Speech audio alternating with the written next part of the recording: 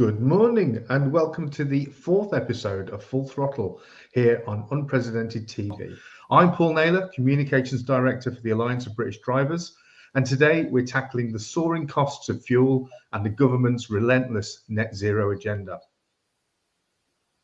And I'm Brian Gregory, Policy Director of the Alliance of British Drivers. Today we're very pleased to be joined by Kathryn Porter, who's a knowledgeable energy expert, and she's going to unpack the dangerous shortcomings of UK energy policy, debunk the myth that renewables are cheap, and reveals how these policies are choking economic growth, and as well as hitting the wallets of road users and effectively everybody else.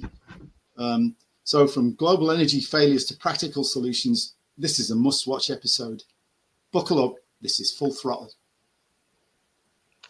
So, hello, okay. Kathryn. Welcome. Hello. Hello there. So, Kathryn, tell us what your background is and how did you end up in the energy security sphere?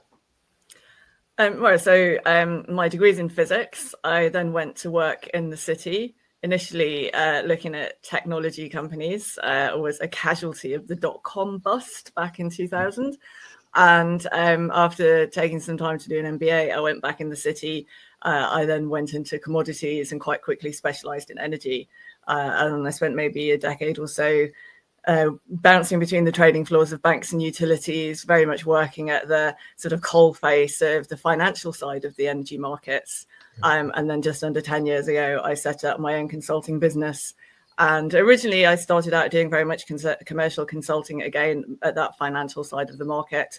But increasingly, I do a lot of work around policy and regulation that's impacting businesses so much. So it's not just in terms of how they negotiate and structure contracts and risk management, which is what I started out doing, but how will policy and regulatory change impact their business?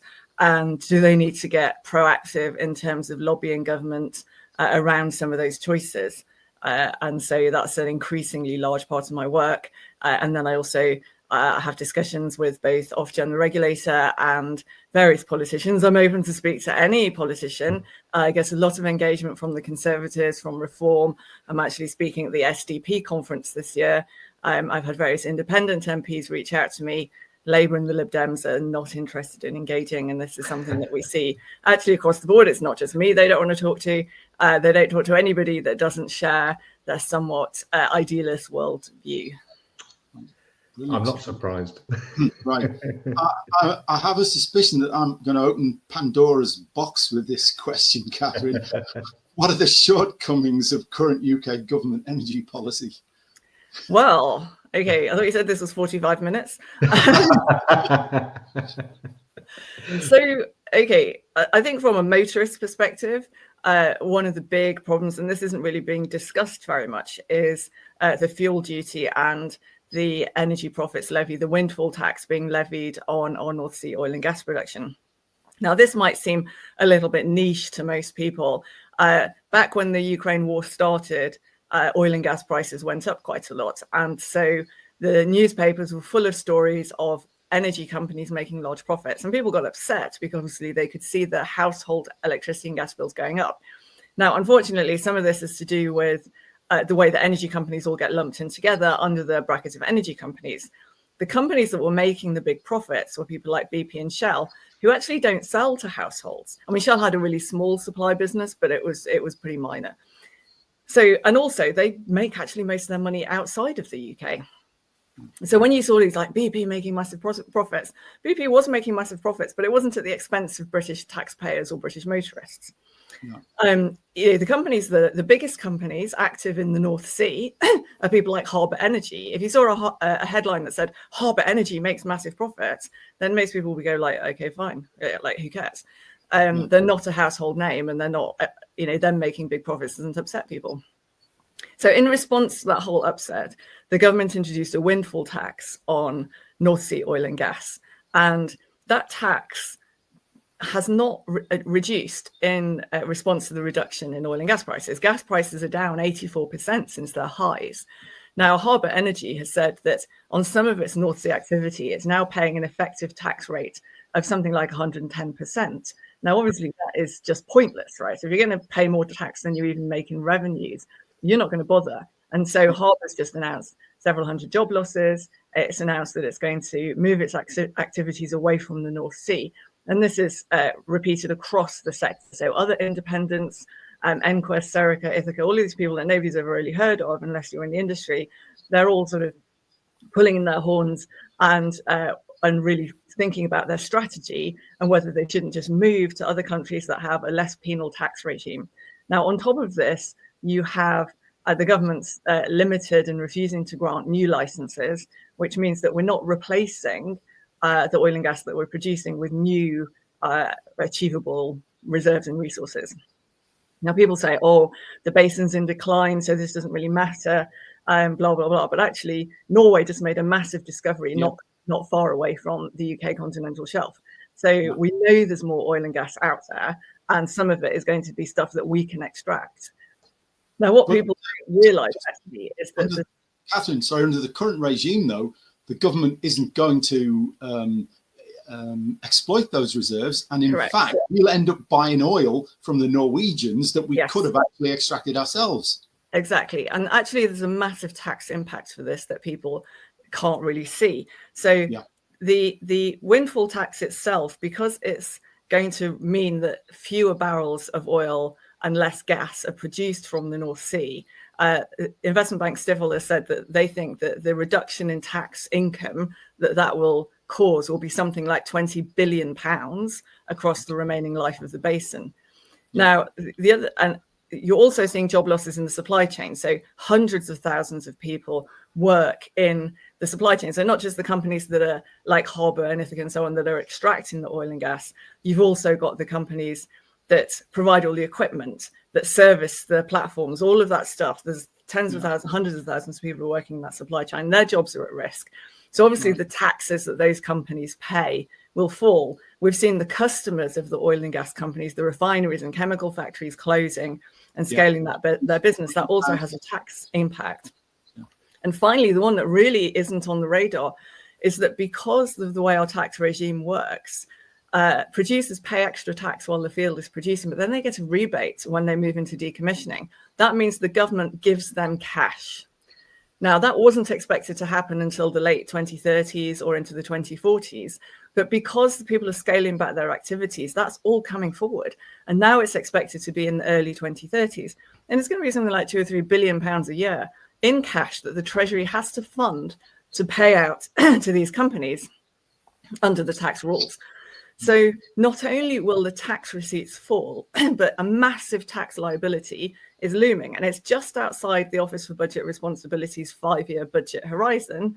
So nobody's really looking at it yet. But in the middle of the next parliament, this huge tax bill will suddenly show up, and that's going to be every year.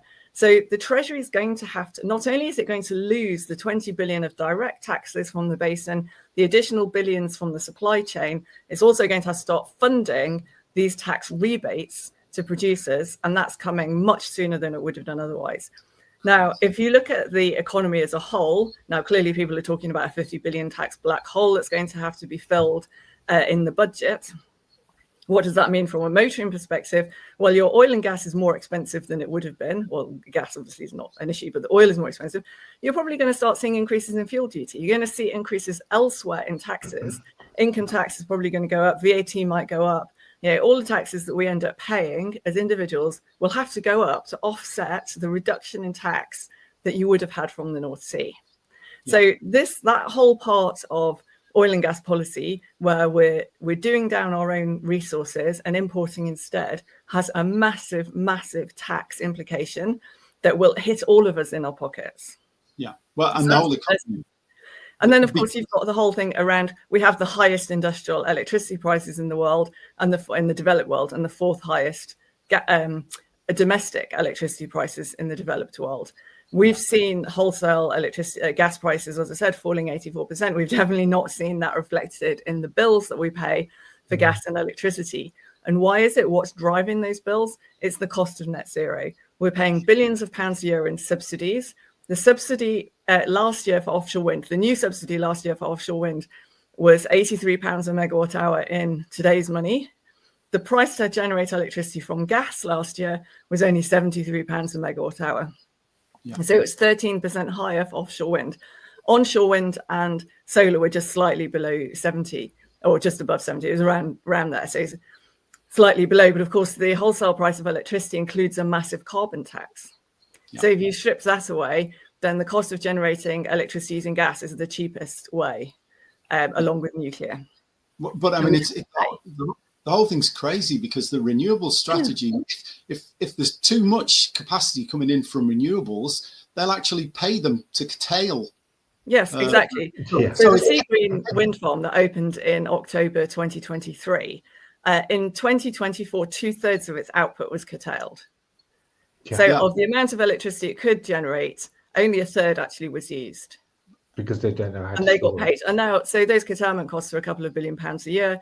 The system operator NESO thinks that in terms of curtailment volumes, that might increase like 9-fold by 2030. So you can expect a commensurate cost increase.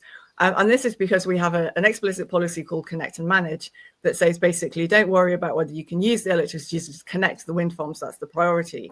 And recently I was speaking to Ofgem and I said, you have so Ofgem's mandate is now very conflicting because they have a consumer duty to protect consumers, but they also have a net zero mandate. Yeah. And I said, how does it make sense? How does it protect consumers or promote net zero if you're paying wind farms to turn off and that you're deliberately opening these wind farms behind bottlenecks in the grid, without taking any consideration of the size and extent of that bottleneck or when it might be resolved? Yeah. And these situations are persisting for years. And then so now Ofgem is saying, oh, yeah, actually, that you probably have a point with that. Maybe we should put some limits around Connect and Manage. And I hope that they do take that on board and do that, because and Seagreen's not the only example. It's just the worst one. There's other wind farms where it's just half the time that they're being turned off. So way improvement. But it's outrageous. But the cost of renewables is much more than just that, right? Because the wind is only blowing like 1/3 of the time. And with solar, the capacity factor is 10%. So if you put in a 100 megawatt solar farm, you really, over the course of a year, you get out 10. Yeah. So you don't have to have generation available to operate when it's not windy and sunny. So you're paying primarily gas power stations more money to be available because of wind and sun, they have a lower utilization level, and so not always can cover all their fixed costs or meet their internal rates of return that they need to make. And normally the choice would be just to close. But of course, you can't afford for them to close because then when it's not windy, you'll be in trouble. So then they have to be paid extra money to make up for the fact that they're not generating when it is windy. But this is the wrong way around. You then have to pay a lot more money to connect renewables to the grid because they have really low energy density. If I want to have a gas power station, 700 megawatts, 800 megawatts, then that's just one grid connection. A similar sized wind farm is going to need 60 turbines. But of course, they're only working 1/3 of the time. So you then need sort of 150 to 180 to get the same equivalent energy per year. And obviously, that's a lot of wires. Yeah, it is. And then, absolutely. Of course, every cloud, every gust of wind impacts the real-time output of these renewables. And just because of the nature of the electricity grid, you have to have supply and demand have to actually be closely matched in real time. So you then have to continually manage that. You have to charge and discharge batteries and vary your output on thermal generation to maintain that balance. And that's adding billions of pounds a year to our bills as well. But the battery capacity is never going to be able to store the amounts of power that we really want to be able to use to effectively manage the grid. Of course. In fact, we'd probably be better turning off all the renewables, increasing the capacity from combined cycle gas turbine and nuclear. Yes, exactly. And all things being equal, that would be the ideal strategy, that we build lots more nuclear and that we build gas in the interim. And all things being equal, in normal conditions, you could expect to build a gas turbine in a year and a half. But there's a massive, massive wrinkle here. 1/3 of our gas power stations were built in the 1990s are coming to end of life. But right now, if you phone up GE or Siemens, the biggest sellers of gas turbines, and say, I want to order a new GT, they're going to say, okay, how's 2033? It's an 8-year lead time for a new gas turbine. It's a 5-year lead time for a new rotor. Even for the components for major maintenance is a year and a half. So how are we going to maintain this the third of the fleet, which everybody says we absolutely need to keep, even if we're just holding it in reserve, we absolutely need to keep.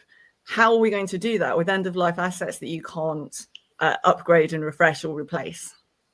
So now, obviously, you're looking at a decade at least for new nuclear. Of our existing nuclear plants, all but one is going to close by 2030. So we're looking down the barrel of a massive capacity hole. Now, I think, ironically, that might cause us to look again to coal, because you can build a coal power station in 3 years. That's the lead time for a new coal turbine. And so we might have really almost no choice when it comes to making sure the lights stay on. But you can build new coal stations with what is it, superheated, where they basically burn it so hot that you produce very little pollution. I mean, the Chinese are actually using them to produce steam for their nuclear reactors. Supercritical, is it? Yes, that's right. And they do have a much cleaner burn than legacy coal power stations did. But I think it's going to come down to a potential choice between anything that you can possibly build in time versus having the possibility of rationing and shortages. And, obviously that has a really big negative economic impact, but we saw in the blackout in Iberia back in April, 11 people lost their lives. So, we shouldn't be, taking this for granted. Energy shortages in developed countries are really, really dangerous. Okay. We're going to go to a short break, but we'll be back right after this. Leaving on a jet plane, don't know when I'll be back again. Oh babe, I hate to go, but I'm leaving on a jet plane.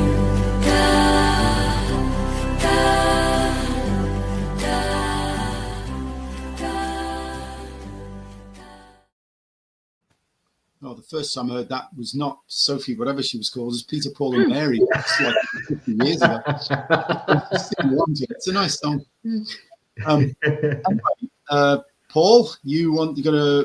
I think we've already hit on some of them, but we pretty much answered that next question that I was going to ask, which is, are there examples of the shortcomings evident from the events here and abroad?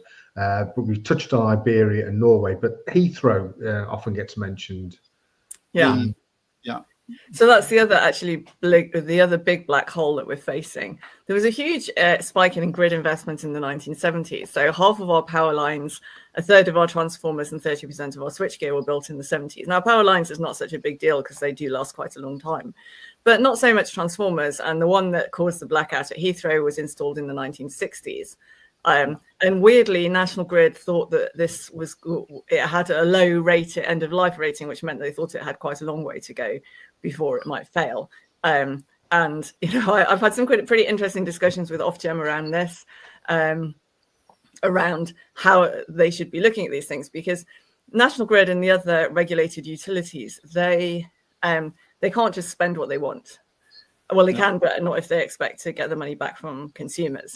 So we have what we call a price control, where they submit business plans to Ofgem for all of their investments, spending, and then Ofgem decides whether they can spend that money or not, and then get the cost of it back from consumers through bills.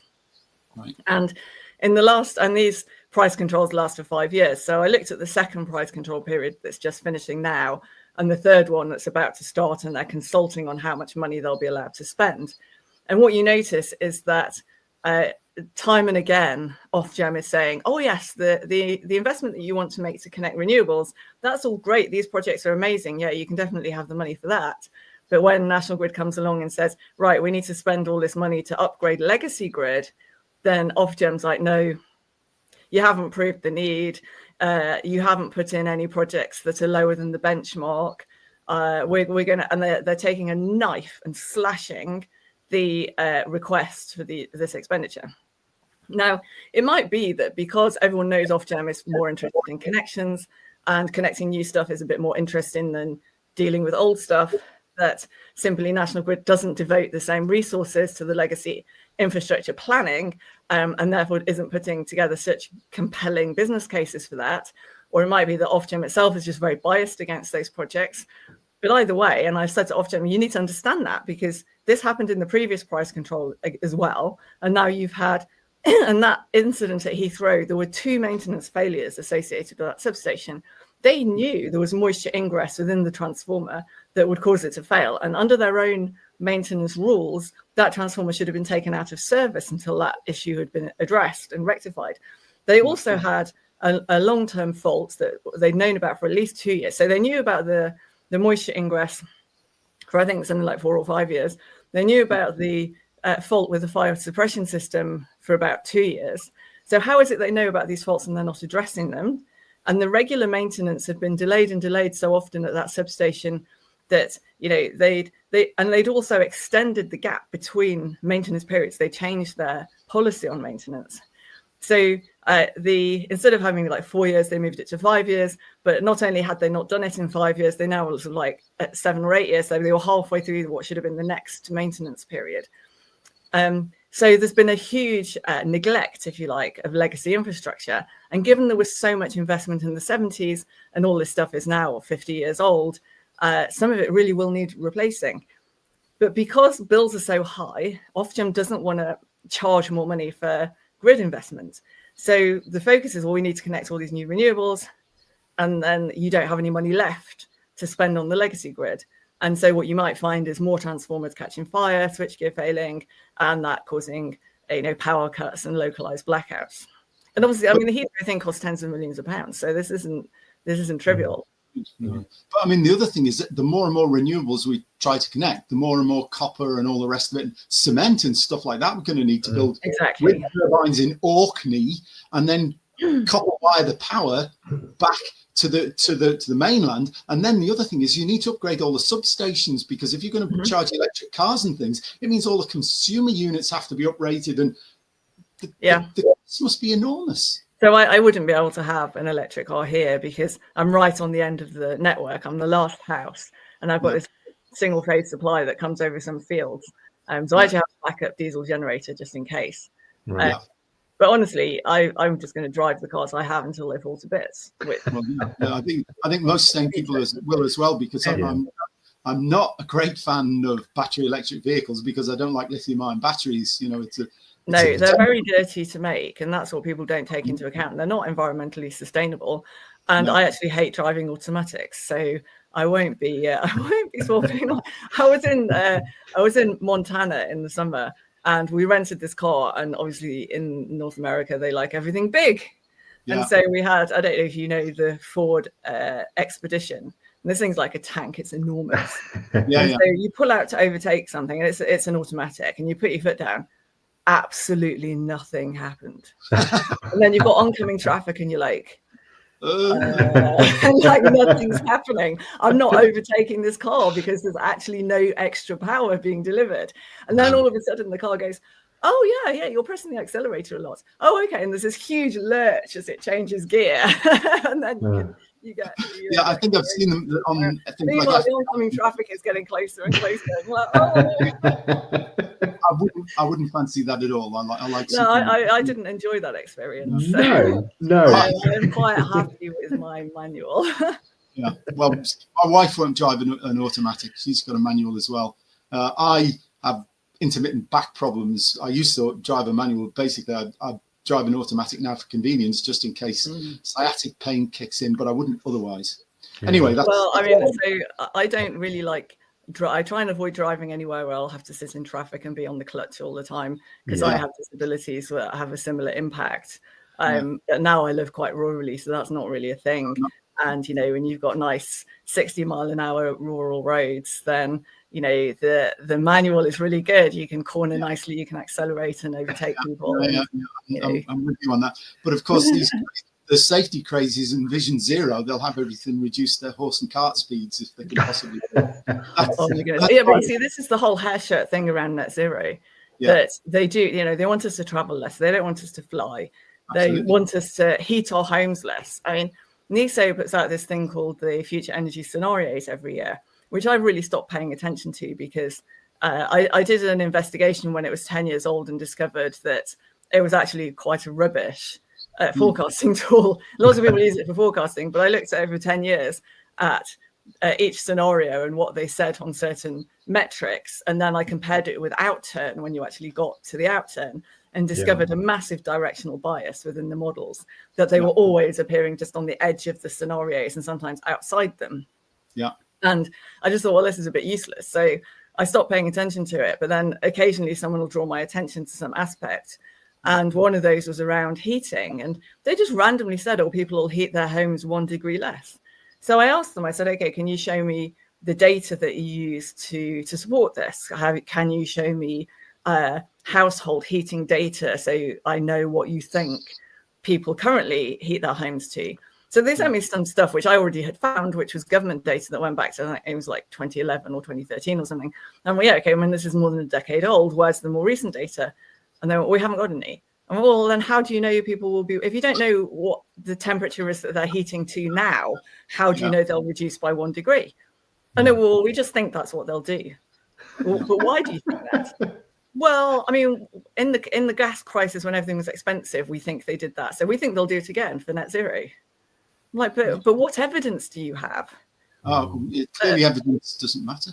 No. But then the following year, they changed it to 0.5 degrees. But again, no explanation, no rationale, no evidence base for this. They're just pulling numbers out of the air. Yeah. And there's an organisation called UK Fires that thinks we're going to cut our heating by 60%. Oh, you found it as well, UK Fires. That's what I was expecting that document when I read it. No, I mean, it's insane, right? I mean, who says? And if you actually look into this, which I did a couple of years ago, and so I did this whole thing about energy performance certificates, because they're complete junk, right? They're made up. I did this house behind me is quite old, and we did a big renovation when we bought it, completely rewired everything, new heating, the works, new windows, new roof. So this house is nice and cozy. The old part is solid 9-inch thick walls. We've got a thatch. The thatch is sort of asymmetric. So at the back, it comes down to within a meter of the ground level. So it's like wrapping the house in a duvet. And our EPC went from a D to an F, despite all the improvements I've made, because we don't have foundations. So, and I think running pipework along the walls is a bit ugly. So I took out the radiators downstairs and put in electric heating, underfloor heating. Now I don't use it because the house is nice and warm. But because I'd swapped from gas heating, which is cheap, to electric heating, which isn't, my EPC went from D to F. Now, I could fix that straight away because I still have a boiler. I could just put radiators in. It would cost me a couple of £1,000, job done. But they can't recommend that. So the recommendations are on my EPC would have a cost of something like between £30,000 and £50,000. And I might finally repay that cost in about 50 years if I'm lucky. And it's all things like, it's a wind turbine. I can't put a wind turbine. I live in a conservation area and I've got a thatched roof, so I can't put it on the roof. But the plot's too small to put it in the garden because there's distance to boundary regulations for coasts. So it's weird that one part of the government's telling you to do something that another part of the government would tell you not to do. And if I just accepted the recommendations on my EPC and did them, then I'd get in trouble from the council because they'd be like, well, no, you're breaching planning regulations. You can't do that. And I'll be like, yeah, but the government said, on my EPC. And they're like, no, but you can't.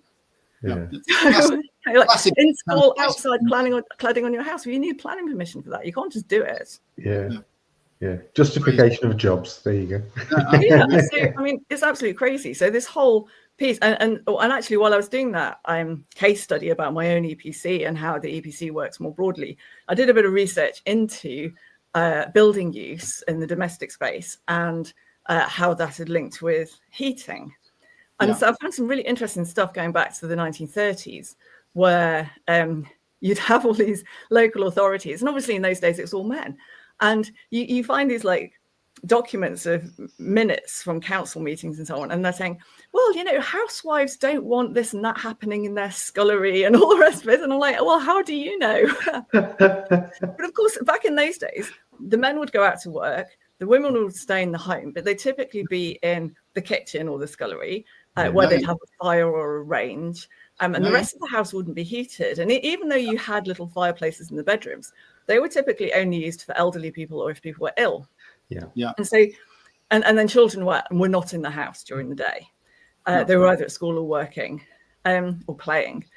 And over time, you've seen a change of use of the home. So now we use more living areas. We don't actually spend that much time in the kitchen. We cook and then we go and eat somewhere else normally. And bedrooms are used a lot more. People don't just use bedrooms for sleeping. Children will use it for homework, for example. Teenagers will just hang out in their bedrooms because they don't want to hang out with their parents downstairs. And of course, they don't want to do that in the cold.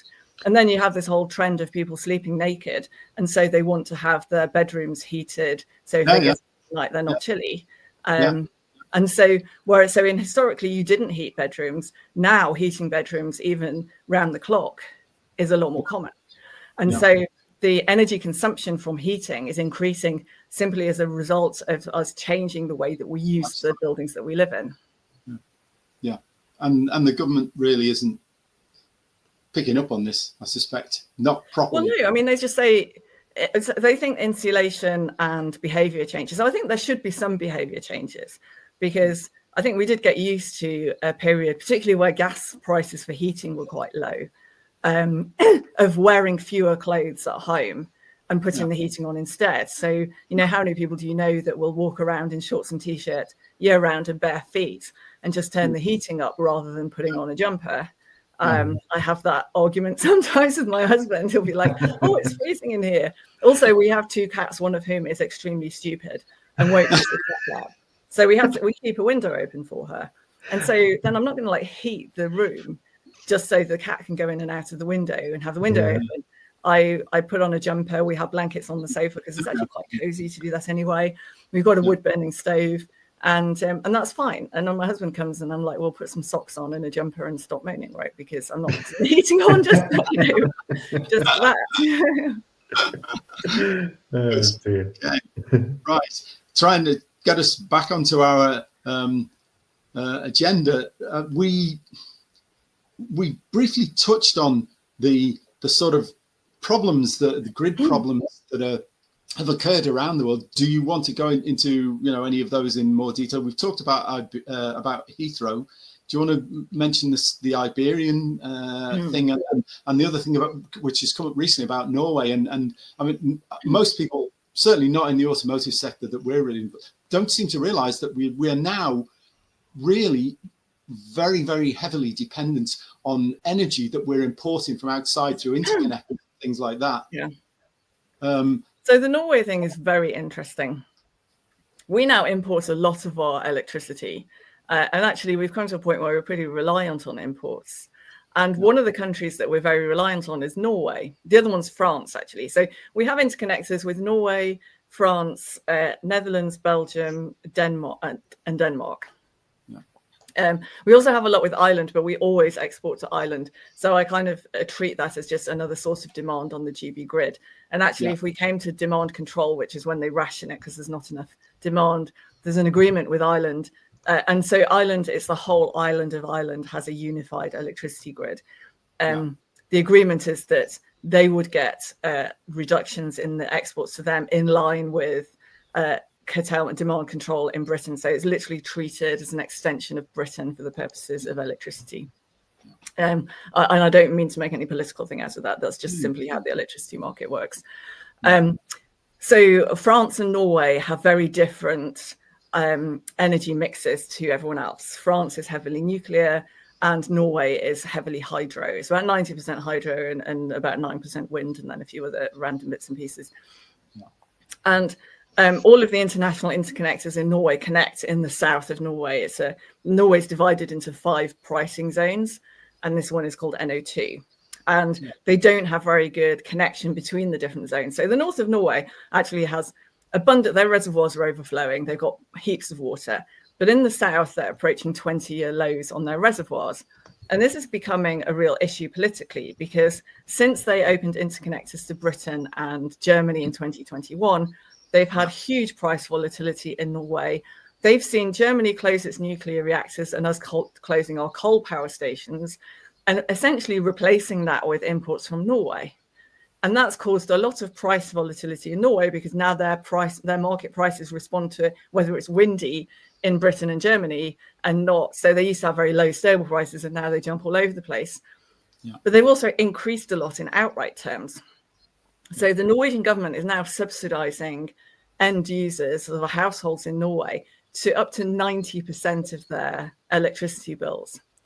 And so if you were to step out into London and grab someone off the street and say, what do you think about electricity interconnectors? They'd be like, leave me alone, you weirdo.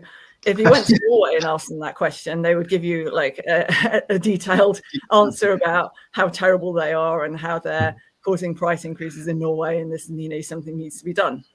Yeah. So it's a really big issue. Now they've got parliamentary elections in Norway on Monday, and quite a few of the parties there now, well, all of them pretty much, except for the Conservatives, are against interconnection.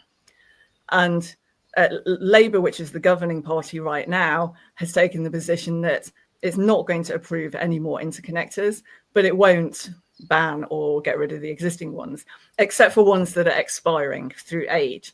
So 2 of the cables with Denmark are coming to the end of their lives in the next couple of years, and it's now pretty much agreed they won't be replaced. So that's going to cut cross-border capacity with Denmark by about, or just under a third, which is massive, right? Norway reduces its energy exports to Denmark. That's a really big deal. Yeah. So, but several of the other parties, they don't just want to stop new ones. They want to cancel the old ones. Yeah. They want to renegotiate the deals with Britain and Germany in particular to reduce the use or even remove them. And with its sovereign wealth fund, they could just buy it out. They could just say like, so this is like the one with Britain is owned by National Grid Ventures, which is a subsidiary of National Grid PLC. They could just say, right, here's compensation for you not being able to use this interconnector anymore. Go away. End of. And so National Grid would get compensated, but that would reduce the available electricity in Britain by 1.4 gigawatts, which is about equivalent to 2 good-sized gas power stations. Now, because they're approaching 20-year lows in Norway, 2 things can happen. One is they might just restrict exports. They have the legal powers to do that. And the other one is once they get to shortage territory, their prices will go up so high that we'll actually export to them.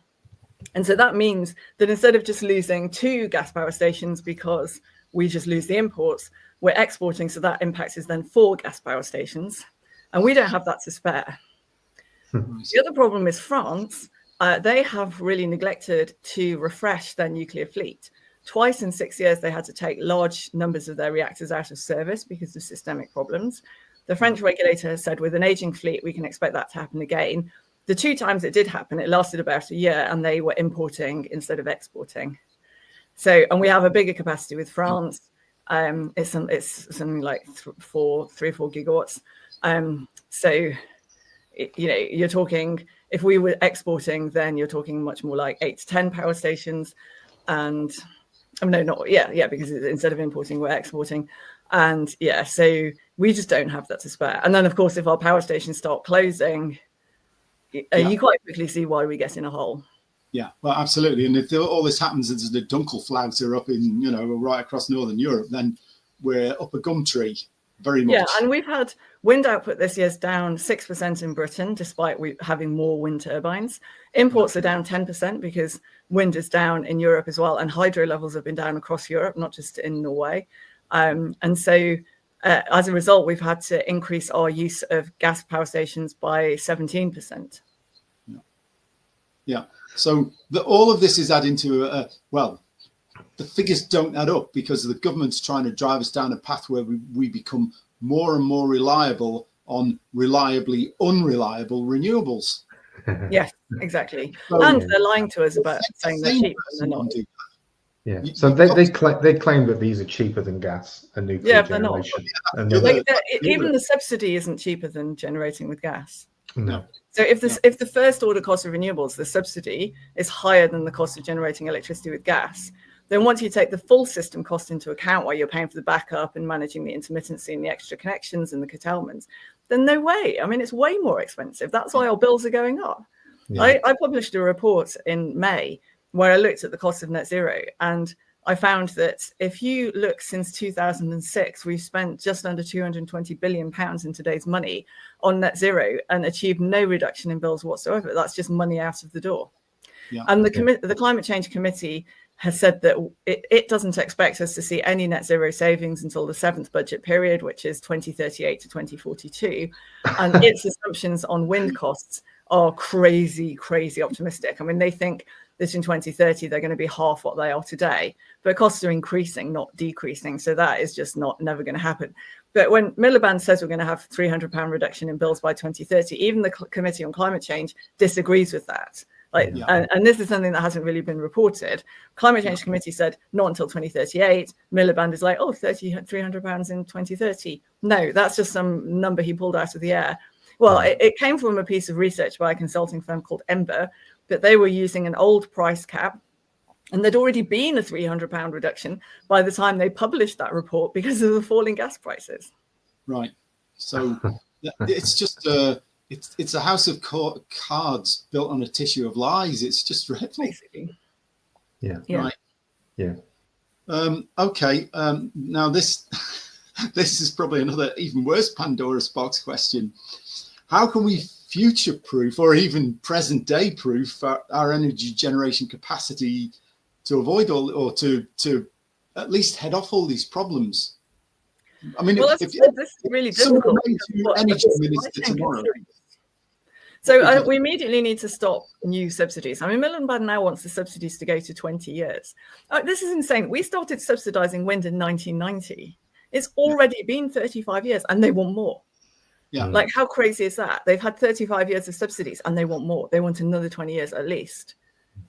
Well, but basically that says the technology is never going to be viable without. Exactly. Yeah. So originally it was all like, oh, it's an immature technology. It needs to be subsidized to get it going. And, I can have some sympathy with that. But after 35 years, I think you really have to admit that it's not going to happen. Right. Yeah. This is never going to stand on its own feet.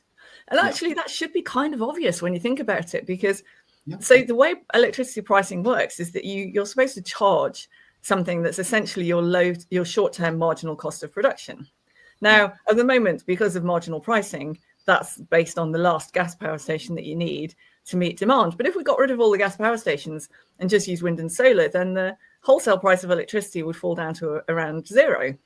Good. And everyone goes, yeah, well, the wind is free, so what's your problem? Well, the machines that you need to turn the wind into electricity, they're not free. They're really expensive. They cost billions of pounds. How are you going to pay for those billion-pound machines if you're having to sell your product for zero? You're basically giving it away. How will you your machines? Machinery that's being built overseas using coal-powered power stations. But you still wouldn't be able to pay for it. If you're giving your product away, it doesn't matter what your product is. If you give it away, you're never going to cover your costs. No. Just because you don't have a fuel cost doesn't mean you don't have other costs.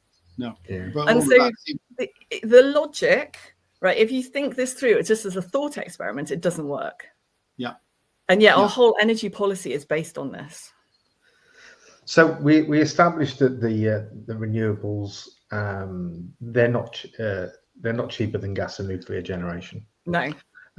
So with that being false, why are they being allowed to get away with distorting the facts and making these claims? Well, that's a really good question. And that's all to do with a combination of ideology and special interests. So, for example, Dale Vince has been in the media recently. He owns Ecotricity, which has renewable generation. He's made a very large amount of money from subsidies. And yet he says, no, they're not subsidies. You can't call them subsidies because they don't get paid by the state. So therefore, they're not a subsidy. Like, they're being paid from bills by consumers, and consumers have zero choice about paying them. Does it make a difference to the consumer whether you call it a subsidy or not? So he's trying to claim he's not earning a subsidy. Yeah. But it doesn't matter. You're getting there's an economic transfer from consumers to companies like his. Yeah. Yes. What do we get in return for that? Yeah. More of course, electricity. Well, yeah, and the UK has the highest energy prices in the developed world. Yet there are no prosperous, high growth, high energy cost economies in the developed world. How does this stack up with government's alleged pursuit of economic growth at all costs? It doesn't. No. It doesn't. So, I mean, Donald Trump's been very clear on this. Economic growth is required by cheap energy. And like, this is very orthodox. Like, this is not something that anybody really disagrees with. The disagreement comes over whether you get cheap energy from renewables. And the answer is you don't. Yeah. You can't possibly. Well, okay. So renewables like hydro and geothermal, they can be cheap, but not weather-based renewables. No, because the weather's not reliable enough. And the of low course, energy density kills you as well. So you need a lot more infrastructure because it's low energy density. Yeah. Nuclear has something like 2,000 times more energy density than wind. So if you the amount of land that you would need for nuclear is about 2,000 times less than the amount of land you'd need for an equivalent amount of wind. Yeah. And of course, solar, you've got problems because you need all of this area for solar cells. You're taking away prime agricultural land sometimes to put them there. And once the cells actually degrade, which they do eventually, then you've got to remove all that stuff. There's a huge disposal problem because they're not easy. I don't think you can recycle them at all. And the other thing is, and I can't remember the name of the study, but I saw it earlier in the year, basically said that if you wanted to choose the worst place in the world to set up a solar installation, you would put it in the UK or Northern Ireland. Because so that's the World Bank, and they found that the UK is the second worst place in the world for solar, and Ireland is the worst place. Right, okay. So and the other issue, of course, is that most of this stuff is coming from China, where it's being made using forced labor. Exactly. Yeah. And it's got software built into it. The Chinese can turn it off at will, allegedly. Well, apparently, yes. So if you wanted to make a sort of crazy Clockwork Orange energy scenario, it's probably it. Yeah. Good grief. No, exactly. And I think Germany is up there with us in terms of just the stupidest energy policies. We've designed our energy system to be both unreliable and expensive. It's the exact opposite of what you want. And then they're gaslighting people into, oh no, it's cheap. No, it's not. We can see from our bills it's not cheap. Yeah. And as a result, manufacturing industry is in flight from this country and from Germany. German car industry's on its uppers now. Ours is just about disappeared. Well, that brought down the Scholz government. It was quite interesting. Germans have been quite relaxed about high energy costs right up until the point where Volkswagen said it was going to close its German factories. So they didn't even care when BASF closed its factories. But when VW said, we're going to close our German factories, the German public went, that's too much for us. That's a step too far. And that really brought down the government. Yeah. Well, that thing, the bit, BASF is a huge chemicals company. And there's so much we rely on, people don't realize, fossil fuel derived, antibiotics, all of the medical equipment. This drives me so crazy when people say, we're just going to stop oil. And I'd be like, well, okay, first of all, get off social media because that wouldn't exist without oil. Secondly, you better make sure you really look after your health because apart from the people, you try finding something in a hospital that's not made out of oil.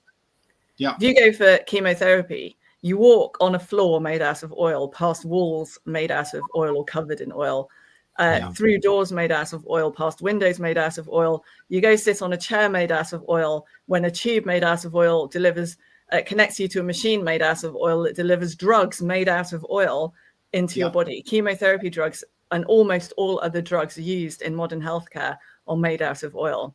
So, you just tell me whether we should just stop oil. Yeah, absolutely.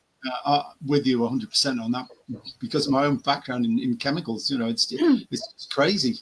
And of course, the other thing is we look over the sort of past 100 years or so, average lifespan's pretty much doubled. Because of the availability of oil, of cheap energy derived from oil. And it's interesting because a couple of years ago, Sri Lanka decided it was going to ban synthetic fertilizer, which is made out of natural gas. And within months, they had destroyed their economy, required an IMF bailout, and then reversed the ban. It was one of the fastest economic collapses in history. They went from being a net exporter of rice to not being able to feed their own people and had food riots as a result. So, like this is insane. People just do not understand the extent to which hydrocarbons support modern life. And without them, we would be literally stuck back in a pre-industrialized world with subsistence farming and no modern healthcare and no modern technology, because this could not happen without oil. Exactly. And it's not the energy component necessarily, it's the plastics.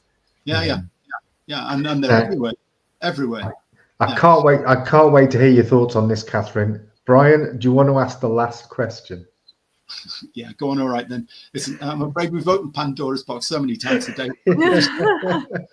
I'm like dreading to think what this question is. If somebody made you minister in charge of UK energy security, what changes would you make now? Oh, the I ruled the world question. Okay. Right. So You'd rather you than Ed Miliband, that's for sure. I'd obviously stop new subsidies. I would use statutory instruments to change some of the legacy ones. There are some pretty easy wins there. The legacy renewables obligation that doesn't finish until 2037, I think, that's indexed to RPI, not CPI. You could change that. It would reduce costs by billions of pounds. Some of the projects were getting more than one ROC, so certificate per megawatt hour. I would reduce them all to one, so they're all the same. And I actually think the legal basis for that would be pretty straightforward. Beyond that, changes are more difficult, but most of the larger companies anyway, holding a lot of these subsidies, expect to continue doing business in the UK for many years to come. So there are deals to be done there. I mean, you can say, well, you've got to take a haircut, and if you refuse, then you're just going to be excluded from future business. So you can choose, like, hold on to your subsidies and never do new projects for several decades, or negotiate and we'll keep you in play for future stuff.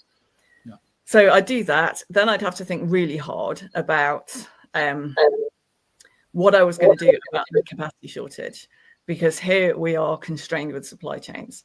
So I'd certainly place orders probably for the Korean APR 1400 nuclear reactors. They've got a great track record building those in 8.5 years at an average cost of $4 to $5 billion US. I'd legislate to cut through most of the regulatory barriers. They have a deal with Westinghouse that they won't sell this reactor in Britain, but I think there's deals to be done there. Westinghouse also doesn't want to be excluded from the British market. But then I'd have a hard choice around coal and gas, because obviously I'd naturally prefer to build more gas power stations. That's pretty difficult to do if you're going to have to wait 8 years for a new turbine. And if it's not possible to help the turbine manufacturers boost their capacity to bring those dates forward, then there might not be much option other than to pivot to coal. And so I'd be talking with Uniper about maybe building a new coal power station at Ratcliffe, which closed last year. I'd want to talk to Drax about converting back to coal, because that would be a lot cleaner than what they're doing now with wood pellet biomass. And I'd be looking at all of the coal sites that closed to see if it would be viable to reopen them. I mean, they'd need new equipment because they were pretty old, but if they've still got their grid connections and they obviously have the space for all the coal handling and so on, then that would be an obvious choice. So I think there needs to be pragmatism around energy security. I think that has to be the big priority. Of course, I would get rid of the energy profits levy. I would create tax incentives around the North Sea. So I'd be giving people full investment tax relief on new exploration and appraisal activity. I would be scaling back the regulation in the North Sea. I'd get rid of the emissions mandate and the electrification mandate. And I would create a slightly different regulatory environment with very strict penalties for real harm, but then reducing the amount of red tape that happens before stuff gets permitted. And things like tiebacks would be just treated as extensions of the original project, rather than having to go through a whole new set of regulatory hurdles and hoops. And generally across the board, I'd be looking at deregulation, going back to principles-based regulation. I'd bring the Financial Conduct Authority principles into the energy market to allow a simplification of the rules around energy retail. I'd get rid of a lot of the stuff that has nothing to do with energy, excuse me, out of bills. Things like the warm homes discount is actually a benefit. One group of consumers pays more, so another group of consumers can pay less. That's something that should be dealt with by the DWP and the Treasury. That shouldn't be dealt with through bills. And I'm not saying that some people don't need assistance for their bills, but I'd change the way it was delivered. I'd get rid of the energy company obligation. I'd get rid of all of the green levies from bills and put them into taxation. So that would really reduce energy costs. I'd abolish the climate change levy. I would get rid of the ETS now. This is the common trading scheme. Now that's going to create some issues with the EU, but I'm not sure that I particularly care. I think that cheap energy is more important, and just because the EU is self-harming doesn't mean that we need to as well. Brexit does give us a lot more flexibility, and we should exploit that to the max. Now, Kathryn, I thought you might give us a thorough answer, but you've skirted around. No, only joking. Yeah, I apologise for sitting on the fence. Brilliant, brilliant. Well, I'm afraid we've run out of time. I think, Brian, we need Kathryn on again at some point to absolutely. Yeah, we must invite you back, because that was excellent. I mean, but it's just such a subject with so many ramifications. The cost of energy. Charlotte, can you put that chart in the is on the x-axis you've got penetration of wind and solar, on the y-axis you've got energy cost. So the top right is high energy cost and lots of wind and solar, and the bottom left is low energy costs and not very much wind and solar.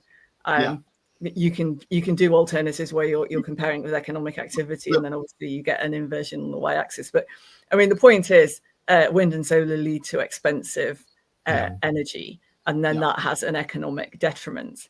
And we in Britain are making that worse because we impose all sorts of additional taxes around energy, which have a huge drag on growth and on economic output. And of course, I was mentioning the accelerated depreciation on the decommissioning in the North Sea. That will create actual funding requirements for the government to find money to pay out to these companies at a far earlier stage than it would have done otherwise. And in the context where the country's running out of money, we should be looking to monetize all of the assets that we can. North Sea oil and gas is a resource that we could exploit. We can turn that resource into cash. And yet, for some reason, Miliband doesn't want to do that. And with a £50 billion budget black hole, I can't imagine why you would want to leave that money in the ground. No. Well, I think it's an ideology. It's not common sense. But no, it's not. And actually, that's why we need, and that's why I do things like this. It's to try and reach out to ordinary people to say, right, these are the things that are happening. This is what all of this stuff means. If you don't think that's good, then take what I say, what other people say, and then go and make your views known. Like complain to your MP, do whatever it is, write stuff on social media, or however you want to express that. It's not okay what's happening. And this budget that's going to be coming up in the autumn, where they try and fill this black hole, is just going to be a total car crash. Sorry to use that expression. Or maybe you don't like that one. But it's going to be brutal.